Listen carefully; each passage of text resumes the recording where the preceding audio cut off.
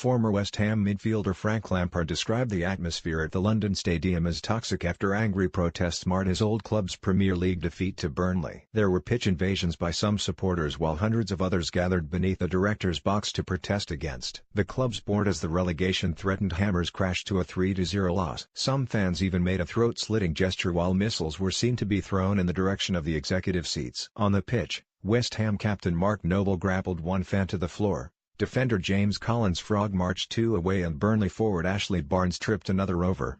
And Lampard, who left West Ham in 2001 to join London rivals Chelsea, hit out at the way the supporters vented their frustrations. It was very toxic.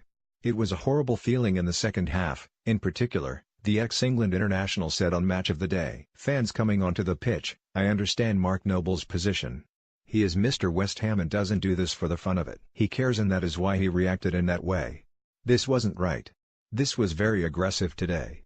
Lampard had some sympathy for the fans, but did not condone their actions. I understand some of the fans' feelings in general, he added. They move stadium, feeling like they have lost some of their identity moving stadium, with part of the deal to move stadium and fight for Europe and invest. The club have a £29 million net spend since they have moved, which is not really enough. So they have gone backwards. The fans are asking questions, but the way to ask a question is not a demonstration mid-game as that affects the players. It is not the first time that there has been unrest at West Ham's home matches this season, but Jermaine Jenas says Saturday's was the worst he has seen. The former Tottenham and Newcastle midfielder said on Mott, "Today was the worst. I've been down to a few games this season at London Stadium where it's also happened. I remember Brighton at home when they got beat heavily. There was fights breaking out in the stadium then. I do feel for the players. Don't get me wrong, they are underperforming but playing under that type of pressure on top of being in a relegation battle, it just doesn't help."